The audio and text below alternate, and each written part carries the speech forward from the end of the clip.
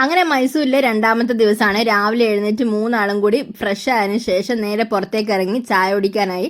അപ്പോൾ ഇതാ ബ്രേക്ക്ഫാസ്റ്റിന് ഇഡലിയും വടയുമാണ് കേട്ടോ. നല്ല അടിപൊളി ഇഡലി ആയിരുന്നു. അപ്പോൾ അതൊക്കെ കഴിച്ചതിന് ശേഷം നമ്മൾ നേരെ പോയത് അവിടുത്തെ KSRTC സ്റ്റാൻഡിലേക്കാണ്.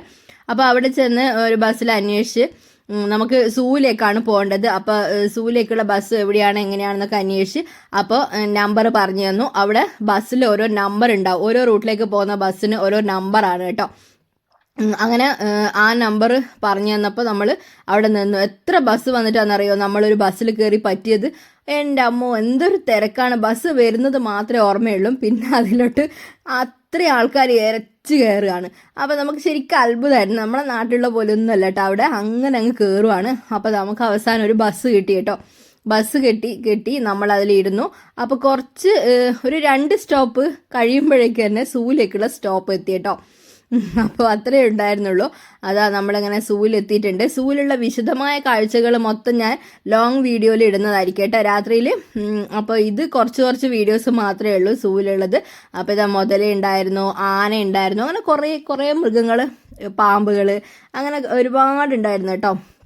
അതൊക്കെ ഒരുപാട് സ്ഥലത്ത് എന്താ പറയുക നടന്ന് കാണണം. അത്രയും ഉണ്ടല്ലോ മൈസൂർ സൂ. അപ്പോൾ ഇതാ കുറച്ച് ഡക്ക് ഉണ്ടായിരുന്നേ. ഡക്ക് തന്നെയാണിത്. അപ്പം അതിനൊരു വെറൈറ്റി ഉണ്ട്, അതിൻ്റെ കൊക്കിനൊക്കെ വെറൈറ്റി ഉണ്ട്. അതൊക്കെ ഞാൻ ലോങ് വീഡിയോയിൽ കാണിക്കാം കേട്ടോ. അപ്പോൾ നമ്മൾ അതൊക്കെ കണ്ടതിന് ശേഷം നേരെ ബസ്സിൽ തിരിച്ചെത്തി സ്റ്റാൻഡിലേക്ക് തന്നെ. അപ്പോൾ എന്നിട്ട് നമ്മൾ ചായ കുടിക്കുകയാണ് കേട്ടോ. ചായ കുടിച്ചു. അവിടെയുള്ളൊരു പെട്ടിക്കടയിൽ നിന്നാണ് ചായ കുടിച്ചത്, സ്റ്റാൻഡിലുള്ളത്. അപ്പം നല്ല ചായ ആയിരുന്നു. അപ്പോൾ ചായയും കുടിച്ചു. എന്തൊരു ചെറിയ കടിയും കഴിച്ചു കേട്ടോ. അപ്പോൾ പിന്നെ നമ്മൾ നേരെ അടുത്ത ബസ് കയറി പോയത് ചാമുണ്ഡി ഹിൽസിലേക്കാണ് കേട്ടോ. ചാമുണ്ഡി ഹിൽസിലേക്കും സൂവിലേക്കും ഒരേ നമ്പർ ബസ്സാണ് കേട്ടോ. അപ്പം അങ്ങനെ അതുകൊണ്ട് നമുക്ക് രാവിലെ അത് നമ്മൾ അറിഞ്ഞത് കൊണ്ട് നമ്മൾ ഒന്നും നോക്കിയില്ല. പിന്നെ ആ ബസ് നമ്പർ നോക്കി കയറി. അതും ഒരുപാട് കഷ്ടപ്പെട്ടാണ് കയറിയത്. അപ്പോൾ അവിടെയൊക്കെ കാഴ്ചകളൊക്കെ കണ്ടതിന് ശേഷം തിരിച്ചു വന്നതാണ് കേട്ടോ. ഇത് തിരിച്ച് നമ്മൾ അവിടെ എത്തി. നമ്മൾ തിരിച്ചു വന്ന ബസ്സാണ് ഇത്. അത് പിന്നെയും തിരിച്ചു പോവാണ്. വരുന്നതും പോകുന്നതൊക്കെ പെട്ടെന്നാണ്.